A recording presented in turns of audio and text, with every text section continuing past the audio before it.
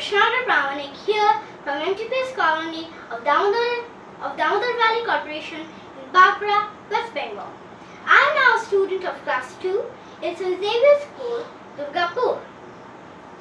I started cubing when I was at the age of 4, and that's when I got my first cube 2 by 2.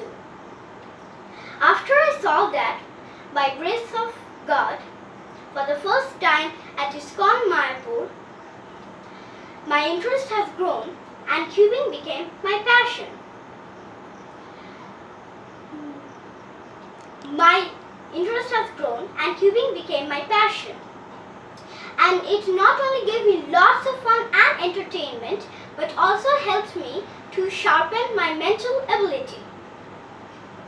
Now, I'm very glad to thank Kalam's world record from my inner heart for giving me the opportunity for